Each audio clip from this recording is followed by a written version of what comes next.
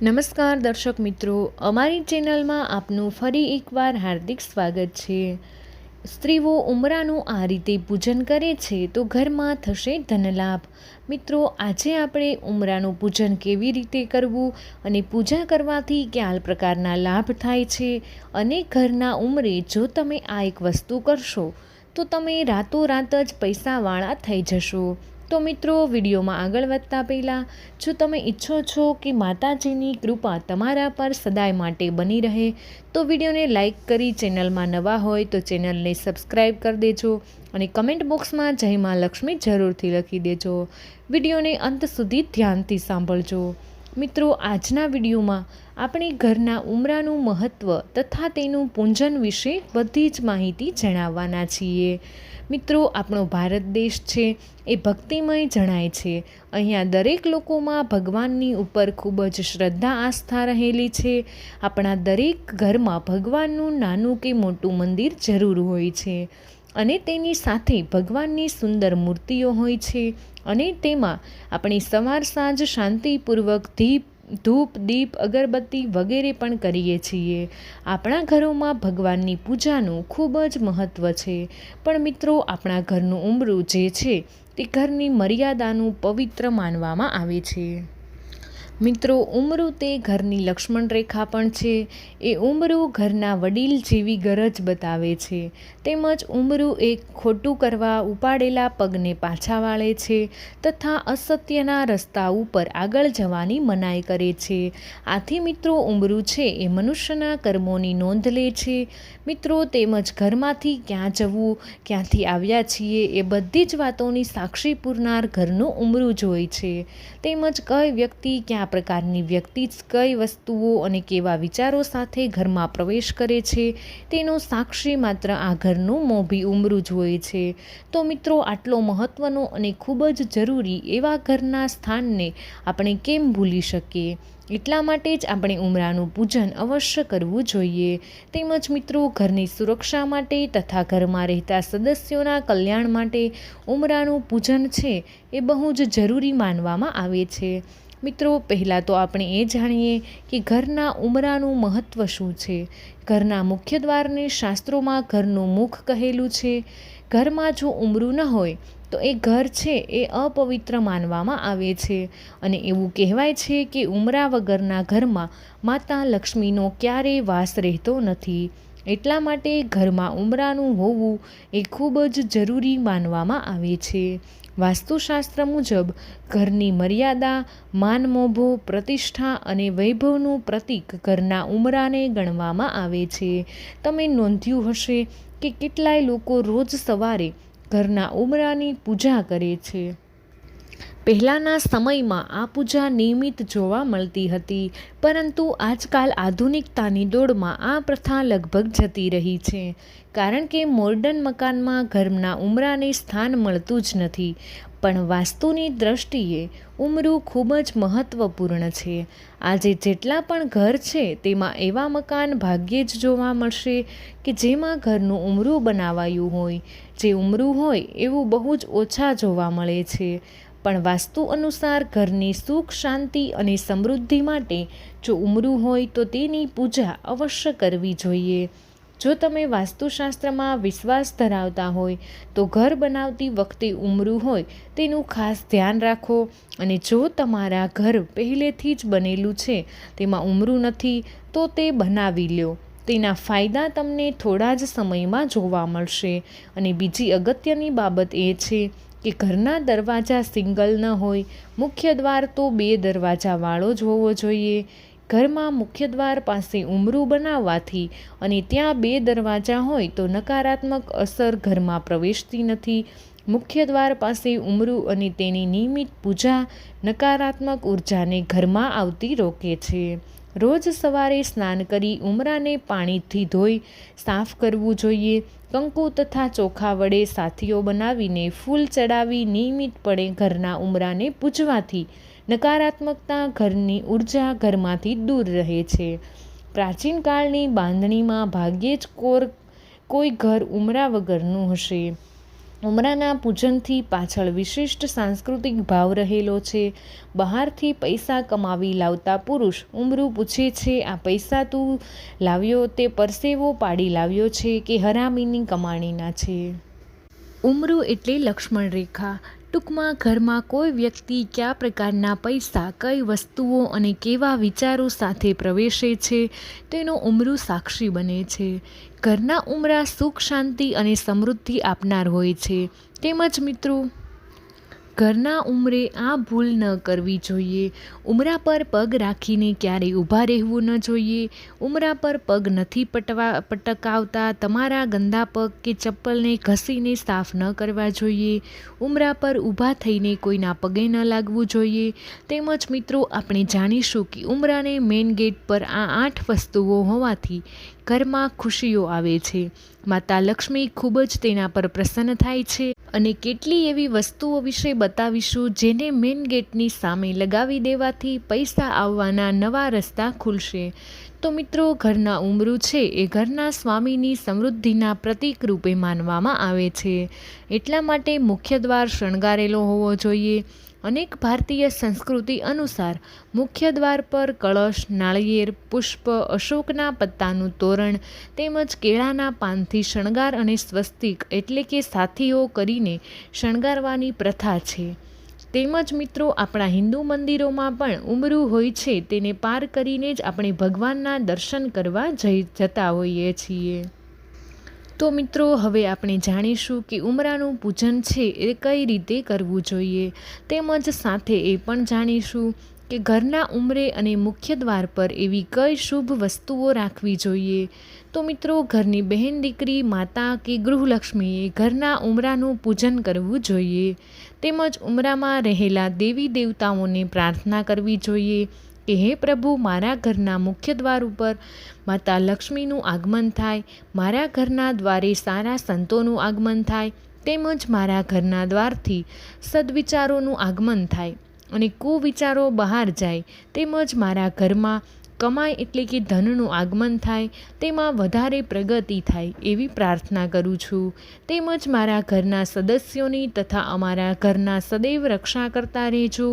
આમ બોલીને પૂજન કરીને વંદન કરવું જોઈએ. આથી મિત્રો, ઉમરાની પૂજાથી નકારાત્મક ઉર્જા છે તે પ્રવેશ કરતી નથી. ઘરની રક્ષા થાય છે. એટલા માટે આપણા હિન્દુ ધર્મમાં ઉમરાનું પૂજન એ બહુ જ મહત્ત્વનું ગણાય છે. આથી ઘરનું ઉમરું છે એ બહુ જ પૂજનીય માનવામાં આવે છે. એટલા માટે જ ઘરમાં ઉમરાનું સ્થાન ખાસ ધ્યાન રાખવું જોઈએ. તેમજ મિત્રો, જો આપણે આપણા ઘરના ઉમરાને દરરોજ સવાર અને સાંજે જો દીવો પ્રગટાવીએ છીએ તો આપણા ઘરમાં હંમેશા માતા લક્ષ્મીનો વાસ રહે છે. તેમજ મિત્રો, આપણે ઉમરાની પૂજા કરીએ છીએ તો આપણા ઘરમાંથી ક્યારેય પણ ધનની અછત નથી થતી. તેમજ મિત્રો, જો આપણે નિત્ય ઉમરા ઉપર જો સ્વસ્તિક એટલે કે સાથીઓ બનાવીએ છીએ તો આપણા ઘરની સુખ સમૃદ્ધિ છે તે હંમેશા માટે બની રહે છે. મહિલાઓ ઉમરાઓની પૂજા અવશ્ય કરવી જોઈએ. આપણા વાસ્તુશાસ્ત્રમાં ઉમરાને મહત્ત્વપૂર્ણ સ્થાન માનવામાં આવ્યું છે. આ એ સ્થાન છે જે આપણા ઘરમાં ખરાબ શક્તિઓના પ્રભાવને પ્રવેશ કરતા રોકે છે. ઉમરાનું રોજ પૂજન કરવાથી સકારાત્મક ઉર્જાનો પ્રભાવ વધે છે. ઉમરા પર બનાવેલા શુભ માંગલિક ચિહ્ન ઘરની સુખ અને સમૃદ્ધિમાં વૃદ્ધિ કરે છે. ઘરમાં મુખ્ય દ્વાર પાસે ઉમરું બનાવવાથી અને ત્યાં ડબલ દરવાજા હોય તો નકારાત્મક અસર ઘરમાં પ્રવેશતી નથી. મુખ્ય દ્વાર પાસે ઉમરું અને તેની નિયમિત પૂજા નકારાત્મક ઉર્જાને ઘરમાં આવતી રોકે છે. ઘરના ઉમરાને પાણીથી ધોઈને સાફ કરો અને સ્વચ્છ હંમેશા રાખવું જોઈએ. કંકુ તથા ચોખા વડે સાથીઓ બનાવીને ઘરના ઉમરાને પૂજવાથી નકારાત્મક ઉર્જા ઘરથી દૂર રહે છે. તેમજ મિત્રો, આ પવિત્ર ચિહ્નો લખવાથી સકારાત્મક ફાયદાઓ થાય છે. તો મિત્રો, તમે અવારનવાર ઘણા ઘરમાં બનેલા મંદિરમાં સ્વસ્તિક, ઓમ, કળશ અથવા શ્રી લખેલું જોયું હશે. તો આ વસ્તુને લોકો એમને એમ લખાવતા નથી, પરંતુ તેના ઘણા ચમત્કારિક ફાયદા જોવા મળે છે. જ્યોતિષશાસ્ત્ર મુજબ આ ચારેય પવિત્ર ચિહ્ન હોય છે જે સીધા ઈશ્વરની કૃપાનો સંકેત આપે છે. કહેવામાં આવે છે કે જે ઘરના મંદિરમાં આવા ચિહ્નો લગાવેલા હોય છે ત્યાં હંમેશા માં લક્ષ્મીની કૃપા રહે છે. આ સાથે આવા પરિવારના લોકોનું જીવન હંમેશા મંગલ રહે છે. તેમજ મિત્રો, વાસ્તુશાસ્ત્ર મુજબ શ્રીના ચિહ્નને માતા લક્ષ્મીનું પ્રતીક માનવામાં આવે છે. જે ઘરના મંદિરમાં આ ચિહ્ન બનેલું હોય છે ત્યાં મા લક્ષ્મી સ્વયં નિવાસ કરે છે. આવા ઘરમાં ક્યારેય પણ ધન અને ધાન્યની કમી રહેતી નથી. આવા ઘરના લોકો સુખમય જીવન પસાર કરે છે. ઘરમાં આ ચિહ્નને કેસર અથવા સિંદૂરથી બનાવવું જોઈએ. તેમજ મિત્રો, ઘણા લોકો પોતાના ઘરના મંદિરમાં અને ઉંબરા પાસે ચંદન અથવા કેસરથી ઓમનું ચિહ્ન બનાવે છે. માન્યતા છે કે આ ચિહ્ન બનાવવાથી પારિવારિક જીવનમાં ચાલી રહેલી સમસ્યાઓનો અંત આવે છે અને સમાજમાં માન સન્માન વધે છે. જેના સ્મરણથી એકાગ્રતા અને સ્મરણ શક્તિમાં વધારો થાય છે. આ સાથે જીવનમાં સફળતાનો પ્રશંસા થાય છે. તેમજ વાસ્તુશાસ્ત્ર મુજબ ઘરમાં કમળનું ચિહ્ન બનાવવું તેને ભગવાન વિષ્ણુ અને માતા લક્ષ્મીની આરાધનાનું પ્રતીક માનવામાં આવે છે. જે ઘરમાં ઉંબરામાં આ ચિહ્ન બનાવેલું હોય છે ત્યાં લક્ષ્મીનારાયણની કૃપા રહે છે. આવા લોકો સુખી સ્વસ્થ જીવન જીવે છે અને દરેક પ્રકારના તણાવથી દૂર રહે છે. તેમજ હિન્દુ શાસ્ત્રમાં સ્વસ્તિકનું ઘણું મહત્ત્વ છે. શાસ્ત્રો અનુસાર સ્વસ્તિકને શક્તિ અને શાંતિનું પ્રતીક માનવામાં આવે છે. હિન્દુ ધર્મમાં કોઈ પણ શુભ કાર્ય શરૂ કરતા પહેલાં સ્વસ્તિકનું પ્રતીક બનાવવું તે ખૂબ જ શુભ માનવામાં આવે છે. સ્વસ્તિક ચિહ્ન બનાવવાથી દરેક કામ યોગ્ય રીતે પૂર્ણ થાય છે.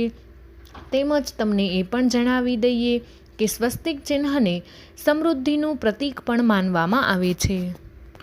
તો આજે તમને અમે એ પણ જણાવીએ કે કઈ જગ્યાએ સ્વસ્તિકની નિશાની બનાવીને અશુભ કાર્ય પૂર્ણ કરી શકાય છે. તેમજ વાસ્તુશાસ્ત્ર અનુસાર ઘરના મુખ્ય દ્વાર અને ઉંબરા પર સ્વસ્તિક ચિહ્ન લગાવવાથી ઘરના વાસ્તુદોષ હંમેશા માટે દૂર થાય છે. મુખ્ય દ્વાર પર અષ્ટધાતુ અથવા તાંબાનું સ્વસ્તિક લગાવો તો ઘરની દરિદ્રતા પણ હંમેશા માટે દૂર થાય છે. તેમજ વાસ્તુશાસ્ત્ર અનુસાર તિજોરી પર લાલ સ્વસ્તિકનું ચિહ્ન બનાવવાથી દેવી લક્ષ્મીની કૃપા ખૂબ જ પ્રસન્ન થાય છે અને વેપારમાં વૃદ્ધિ થાય છે. જો તમે તિજોરીની અંદર હળદર અને ચોખાથી લાલ કે પીળા કપડામાં બાંધીને રાખો છો તો પણ ધનમાં વૃદ્ધિ થશે. વાસ્તુશાસ્ત્ર અનુસાર આંગણાની વચ્ચે સ્વસ્તિક ચિહ્ન બનાવવાથી ઘરની નકારાત્મકતા કાયમ માટે દૂર થઈ જાય છે. આમ કરવાથી ધન, કીર્તિ, પદ અને પ્રતિષ્ઠાની સાથે સાથે સારું સ્વાસ્થ્ય પણ પ્રાપ્ત થાય છે. વાસ્તુશાસ્ત્ર અનુસાર ઘરની બંને બાજુ પીળા રંગનું સ્વસ્તિક બનાવી તેને અખંડ રાખવાથી અને તેના પર પીળા હળદર કે સોપારી રાખવાથી માતા લક્ષ્મી ખૂબ જ પ્રસન્ન થાય છે અને ઘરમાં તેમની વિશેષ કૃપા હંમેશા માટે બની રહે છે. જો મહિલા અથવા તો ઘરની કોઈ પણ સ્ત્રી હોય છે તે આ ઉંબરાની પૂજા નિત્ય કરે છે, એટલે કે વહેલી સવારે જાગીને સ્વચ્છ વસ્ત્ર પહેરીને જો ઉંબરાની નિત્યરૂપી પૂજા કરે છે તો તે સ્ત્રી છે તે સૌભાગ્યવતી બને છે. તેમજ તે સ્ત્રીના ઘરના સભ્યોની ઉપર ક્યારેય કોઈ પણ મુશ્કેલી નથી આવતી. તેમજ તે સ્ત્રીના પતિનું આયુષ્ય લાંબુ થાય છે.